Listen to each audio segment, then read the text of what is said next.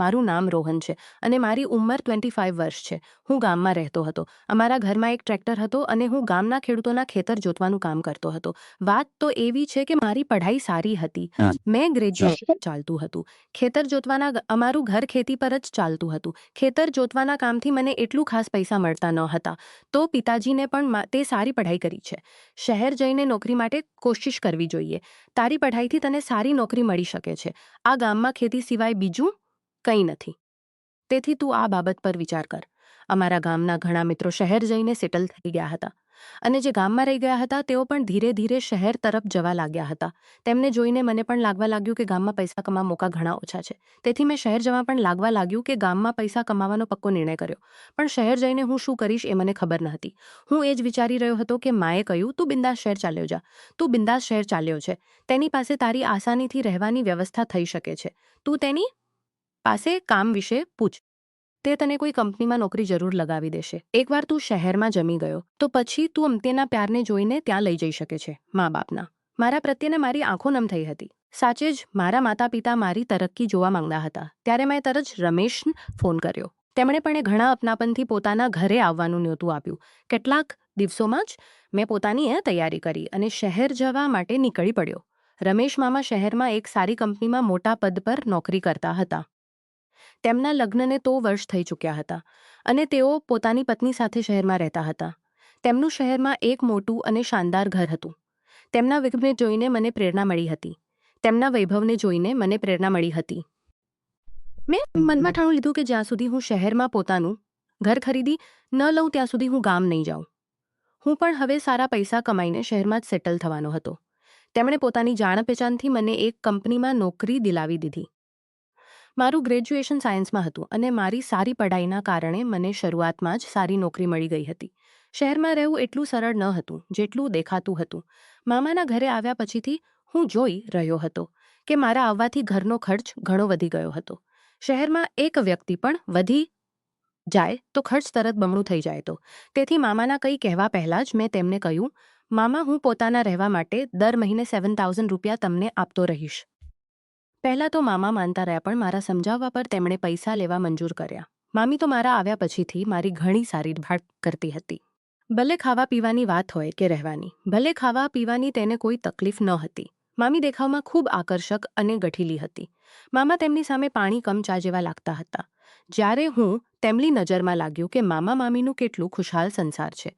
મને પણ એવો જ સંસાર બસાવવો હતો. બાકીના દિવસો તો હું ઓફિસના કામમાં વ્યસ્ત રહેતો હતો. તેથી મને તેમના ઘરની વાતો વધુ ખબર ન પડતી હતી. પણ છુટ્ટીના દિવસે કંઈક ને કંઈક વાતો મારી સામે આવવા લાગી હતી. મામી મારી સામે તો ખૂબ ખુશ અને હસતી રમતી રહેતી હતી, પણ તેમના અસલી જીવનમાં તે પૂરી તરીકે એની ઉલટી હતી. મને એવું લાગવા લાગ્યું હતું કારણ કે તેમનું વ્યવહાર ક્યારેક ખૂબ જુદું દેખાતું હતું. એક રાત કરીબ 12 વાગ્યે મને જોરથી ભૂખ લાગી. એ દિવસે હું ઓફિસથી ઘરે આવીને ખાઈને તરત સૂઈ ગયો હતો. ભૂખના કારણે મને ઊંઘ આવતી ન હતી. એટલી રાતે રસોડામાં જવું મને થોડું અજીબ લાગતું હતું, પણ હિંમત કરીને હું રસોડા તરફ ચાલી પડ્યો. હું પોતાના રૂમમાંથી બહાર નીકળ્યો જ હતો કે ઘરના દરવાજા પર મને મામા દેખાયા. મામી તેમને કોઈ રીતે સંભાળીને ઘરમાં લાવી રહી હતી. મામાને એવી હાલતમાં જોઈને હું દોડીને તેમને સંભાળવા ગયો. મેં કોઈ રીતે મામાને તેમના રૂમમાં પહોંચાડ્યા. ત્યાંથી નીકળીને હું રસોડામાં ગયો અને જોવા લાગ્યો કે કંઈ ખાવામી ત્યાં આવી ગઈ. મને રસોડામાં જોઈને તે બોલી, ભાચા, તું આ વખતે રસોડામાં શું કરે છે? મને ખૂબ ભૂખ લાગી હતી, પણ હું તેને કેવી રીતે કહું? હું પાણી પીવા આવ્યો હતો. મેં મામીને કહ્યું, કંઈ નહીં મામી, હું પાણી પીવા આવ્યો હતો. આ પર તે બોલી, ભાચા રે, ગ્લાસ તો તારી સામે જ છે. જરૂર તને કંઈ બીજું જોઈએ છે. જે જોઈએ તે મને કહે. ત્યારે મેં તેને કહ્યું કે મને ખૂબ જોરથી ભૂખ લાગી છે અને હું જોતો હતો કે કંઈ ખાવાનું છે કે નહીં. મામીએ મુસ્કુરાઈને મને કિનારે કર્યો અને બોલી, તું ડાઇનિંગ ટેબલ પર છું. મામીએ થોડી જ વારમાં મને ગરમ ગરમ ખાવાનું પરોસી દીધું. હું ખાવાનું ખાઈ રહ્યો હતો ત્યારે મામી મારી સામે જ બેસી ગઈ હતી. હું ખાવાનું ખાઈ રહ્યો હતો ત્યારે મામીએ કોઈ જવાબ ન આપ્યો. પછી તે બોલી, હું તારા મામાની રાહ જોઈ રહી હતી. મને તેમની સાથે ખાવાનું હતું. પણ જોયું ને મામા કેવી હાલતમાં ઘરે આવ્યા. તેમને જોઈને મારું પેટ પણ ભરાઈ ગયું. એમ સમજી લે મામી ઘરમાં ઘણી મહેનત કરતી હતી અને ઘરની ઔરતનું બીના ખાધે શું પની મહેનત ખાધે શું મને બિલકુલ ગમતું ન હતું. ત્યારે હું મામીની પાસે ગયો અને પોતાના હાથથી તેને ખાવાનું ખવડાવ્યું. મામી પહેલા તો ખૂબ શરમાતી હતી, પણ પછી પ્યારથી મારા હાથથી ખાવાનું ખાવા લાગી. ખાવાનું ખતમ થયા પછી મેં પોતાના હોઠ પર પાણીનો હાથ ફેરવ્યો. મામીએ મને જોઈને પોતાની આંખો ઝબકાવી. મેં પણ બિના કંઈ વિચારે તેના હોઠ પર પાણીનો હાથ ફેરવ્યો. તેના બંને હાથમાં પ્લેટ હતી, તો મને લાગ્યું કે કદાચ તેને મારી મદદ જોઈએ છે. મેં સહજ રીતે તેના હોઠ પર પણ પાણીનો હાથ ફેરવ્યો અને પોતાના રૂમાલથી તેનું મોં પણ પૂંછી દીધું. તે મને મોટા પ્યારથી જોતી રહી. તેના ગાલ શરમથી લાલ થઈ ગયા હતા. ખાવાનું ખાઈને મને ખૂબ સારું લાગતું હતું. મેં મામીને થેન્ક યુ અને ગુડ નાઇટ કહીને પોતાના રૂમમાં ચાલી ગયો. સવારે મને ઓફિસ માટે થોડું જલ્દી જવું હતું. મામી મારા જવાના સમય સુધી મારું ટિફિન તૈયાર રાખતી હતી. તે મારા બધા કામ ખૂબ સારી રીતે કરતી હતી. એકવાર રવિવારના દિવસે મામાએ મને પોતાના રૂમમાં લઈ ગયા. તે બોલ્યા, આજે આપણે બંને વ્યવસ્થા કરી રાખી હતી. બેગલા રૂમમાં તેમણેથી જ ભરેલા રાખેલા હતા. તેમને જોઈને હું હેરાન રહી ગયો. મેં પહેલાં ક્યારેય શરાબને હાથ નહોતો લગાવ્યો. મામા મને જોર આપવા લાગ્યા. તેને મના કેવી રીતે કરું એ મને સમજાતું ન હતું, કારણ કે તેમના મોં પર ઘણો એહસાન હતો. તેમણે જ મને સારી કંપનીમાં નોકરી દિલાવી હતી. તેથી તેને ના કહીને હું તેમને નારાજ ન કરવા માંગતો હતો. હું મામા સાથે બેસી ગયો. ત્યારે મને દરવાજા પર મામી દેખાઈ. તે ચૂપકે રૂમમાં ઝાંખી રહી હતી. તેને જોઈને મને શર્મિંદગી મહેસૂસ થવા લાગી. મામીએ મને ઇશારો કર્યો કે હું ગ્લાસને હાથ ન લગાવું. ઇધર મામાનો આગ્રહ વધતો જતો હતો. ત્યારે મેં નાટક કર્યું કે મેં ગ્લાયો, પણ મેં એક ઘૂંટ પણ ન પીધો. થોડી જ વારમાં મામાએ એક પછી એક ગ્લાસ ખાલી કરી દીધા અને તે નશામાં ધૂત થઈ ગયા. આ પછી હું રૂમનો સામાન ધીરે ધીરે રસોડામાં લઈ જવા લાગ્યો. મને કામ કરતા જોઈ મામી રૂમમાં આવી ગઈ. બચેલો સામાન તે ઉઠાવીને લઈ આવી. રસોડા પાસે પહોંચતા જ તેના હાથમાંથી એક કાચનો તે ઉઠાવીને પર પડી ગયો અને એ જ વખતે તેનો પગ તે તૂટેલા કાચ પર પડી ગયો. મામી દરથી ચીસ પાડી રહી હતી. તેને મામીને ચાલવામાં ખૂબ તકલીફ થઈ રહી હતી. મારી પાસે તેને ગોદમાં ઉઠાવવા સિવાય કોઈ ચારો ન હતો. મેં મામીને ગોદમાં ઉઠાવીને તેમના રૂમમાં લઈ ગયો. ત્યાં મામા પથારી પર પૂરી તરીકે ફેલાઈને સૂતા હતા. ત્યારે હું મામીને પોતાના રૂમમાં લઈ ગયો. ત્યાં પહોંચતા જ મેં તેને પથારી રૂમમાં લઈ ગયો. ત્યાં પહોંચતા જ મેં પથારી પર લીટાવી અને તેના પગમાંથી કાચ કાઢ્યો. કાચ કાઢ્યા પછી મેં તેના પગ પર મલમ લગાડ્યો અને પટ્ટી બાંધવા લાગ્યો. ત્યારે મેં જોયું કે મામી મને ખૂબ જુદી મહેસૂસ થવા લાગી. પટ્ટી બાંધ્યા પછી મેં પોતાની ચાદર ઉઠાવી અને હોલમાં જવા લાગ્યો. ત્યારે મામીએ મારો હાથ પકડી લીધો.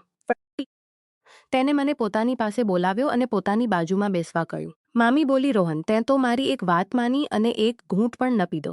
વાસે જ તે મને મલમ પટ્ટી કરી દીધી. આ બંને વાતો માટે ખૂબ ખૂબ ધન્યવાદ. મામી મારો હાથ પકડીને મારી સાથે વાત કરતી હતી.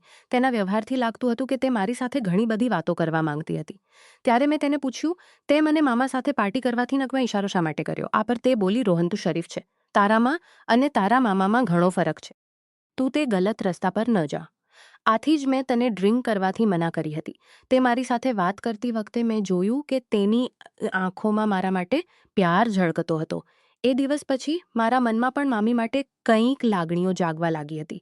મામી મને ઓફિસ જતા સમયે પોતાનું કામ છોડીને વિદાય કરવા આવતી હતી. તેનું મારા પ્રત્યે વ્યવહાર ખૂબ બદલાઈ ગયું હતું. એક દિવસ હું ઓફિસથી અડધો દિવસ છુટ્ટી લઈને જલ્દી ઘરે આવી ગયો. ઘરે આવતા જ મને ભૂખ લાગી હતી. ફ્રેશ થઈને મેં મામીને ખાવાનું પરોસવા કહ્યું. મને ખાવાનું પરોસતા સમયે મારા શર્ટ પર સબ્જીનો રસી હતી. ખાતા સમયે ગલતીથી મારા શર્ટ પર સબ્જીનો રસ પડી ગયો. મામી તરત ઊભી થઈને મારી પાસે આવી અને પોતાની સાડીના પલ્લાથી મારો શર્ટ સાફ કરવા લાગી. એ વખતે તે મારી ખૂબ નજીક હતી. ત્યારે અચાનક અમારી નજરો મળી. પાછલા કેટલાક દિવસોથી મામીની નજરો અને વ્યવહારમાં મારા માટે ઘણો પ્યાર દેખાતો હતો. એવું લાગતું હતું જાણે તેની આંખો મારી સાથે કંઈક કહેવા માંગતી હોય. શર્ટ સાફ થયા પછી પણ તે મારી પાસેથી દૂર ન થઈ. ત્યારે મેં કહ્યું, નહીં તો શર્ટનો રંગની શર્ટ સાફ થઈ ગયો. હવે બસ કર, નહીં તો શર્ટનો રંગ નીકળવા લાગશે. મારા એમ કહેતા જ મામી હોશમાં આવી. મેં કહ્યું, મામી, ચલ તું પણ મારી સાથે ખાવાનું ખા લે. આ પર તે બોલી, મને ભૂખ તો લાગી છે, પણ આજે મને પોતાના હાથથી ખાવાનું નથી જોઈએ. એ દિવસ જેમ તે ખવડાવવા તૈયાર હોય તો જ હું ખાઈશ. મામી અચાનક કંઈક અજીબા નખરા કરવા લાગી હતી. મેં એ દિવસે જોયું હતું કે મામાની રાહ જોતા જોતા તે બિના ખાધે રહી જતી હતી. તેથી મેં તેને પોતાના હાથથી ખાવાનું ખવડાવવાનું શરૂ કર્યું. તેને ખવડાવતા સમયે મામી મારી આંગળીઓને ચૂસીને ખાવાનું ખાઈ રહી હતી. મને એ થોડું અજીબ લાગતું હતું. ત્યારે મારી આંગળીઓને ચૂસીને ખાવાનું ખાઈ લીધી. હું જોરથી ચીસ પાડ્યો તો મામીએ ફરીથી મારી આંગળી પોતાના હોઠમાં પકડી લીધી. તે કહેતી હતી કે મારી આંગળીનો દર્દ ઓછો કરવા માટે તેણે એમ કર્યું. પણ મને આ બધું ખૂબ અજીબ લાગતું હતું. તેના આ વ્યવહારથી મારા મનમાં અલગ અલગ લાગણીઓ જાગી રહી હતી. મામી વારંવાર મારા પર અજીબ નજરો નાખતી હતી. ત્યારે મને મામાની ગાડીની અવાજ સંભળાયો. હું તરત મામીથી દૂર થઈ ગયો.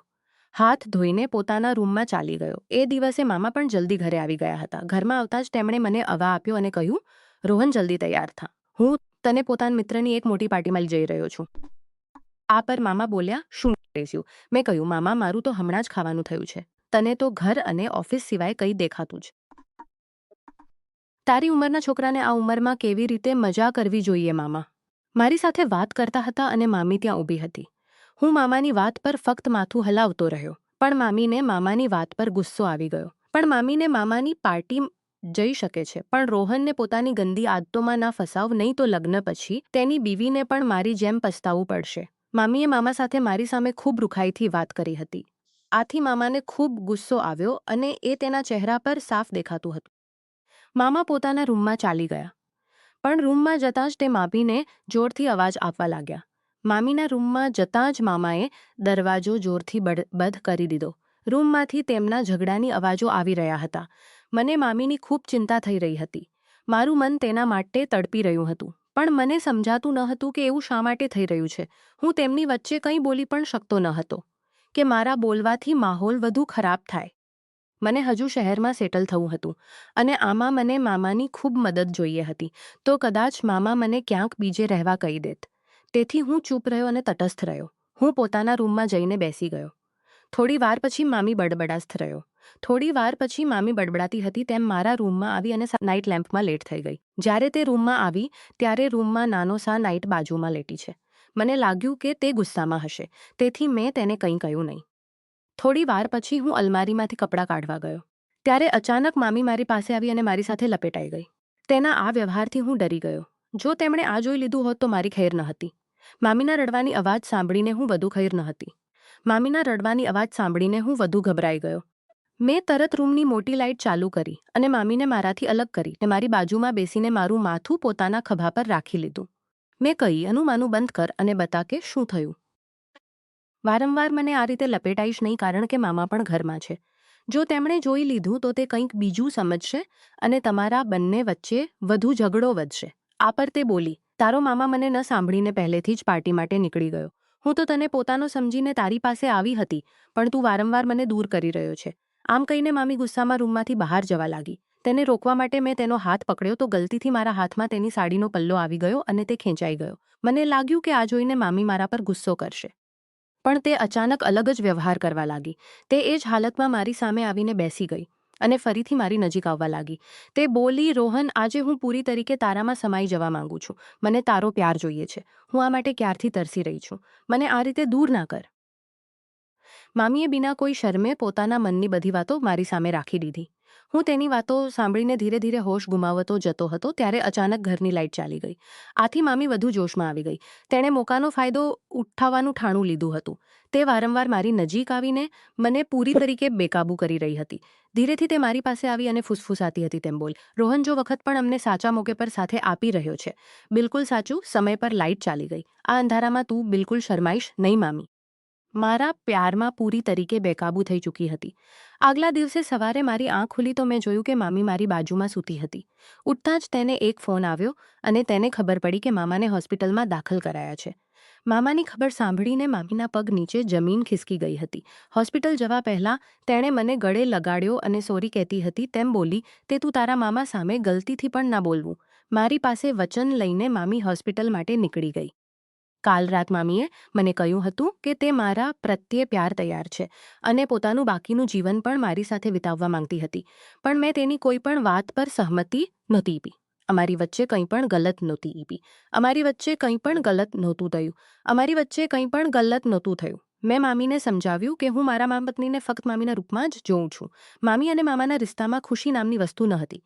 મામીનું કહેવું હતું કે મામાએ ફક્ત પૈસાની પાછળ દોડવાને બદલે મને પણ થોડો વખત આપવો જોઈએ. મારી સાથે પ્યારભરી 4 વાતો કરવી જોઈએ. મારી ફિકર કરવી જોઈએ. મામી તો મારામાં જ પોતાનો પતિ શોધવા લાગી હતી અને આથી જ તેનું વ્યવહાર એવું બદલાઈ ગયું હતું. જ્યારે મેં તેની બધી વાતોને નકારી દીધી તો તે ખૂબ ભડકી ગઈ હતી. પણ મને ખબર હતી કે જેમ જેમ તેમનું વૈવાહિક જીવન આગળ છે તેમ તેમને એકબીજાની કિંમત સમજાશે. પણ કાલ રાત મામાએ પાર્ટીમાં થોડું વધારે ડ્રિંક કરી લીધું હતું, જેના કારણે તેનો નાનો સા અકસ્માત થઈ ગયો હતો. તેમાં તેને અનેક જગ્યાએ ઈજા થઈ હતી. થોડી વાર પછી મામી મામાને ઘરે લઈ આવી. આગલા કેટલાક દિવસો મામી મામા સાથે જ હતી. હવે ધીરે ધીરે તેઓ એકબીજાની ફિકર કરવા લાગ્યા હતા. એકબીજાને વખત આપવાથી કદાચ મામાને એ અહેસાસ થઈ ગયો હતો કે મુશ્કેલ વખતમાં બીવી જ પતિ માટે ઊભી રહે છે. આથી મામા હવે મામીને ખૂબ પ્યાર કરવા લાગ્યા હતા. મામીને જે પ્યાર જોયો હતો તે હવે મામા તરફથી મળવા લાગ્યો હતો. પણ મને યાદ નથી કે તેમની વચ્ચે કોઈ ઝઘડો થયો હોય. આ બનાવ પછી મેં જોયું કે જ્યારે મામાએ મુશ્કેલીના સમયે મામીની બાજુમાં ઊભા રહીને તેમની કાળજી લીધી ત્યારે તેમના જીવનમાં ફરીથી પ્યાર જાગી ગયો. મામીને જે પ્રેમ અને સમય જોઈએ હતો તે મામા તરફથી મળવા લાગ્યો. આથી મને સમજાયું કે જીવનસાથીને વખત આપવો એટલો જ જરૂરી છે જેટલું પૈસા કમાવવું.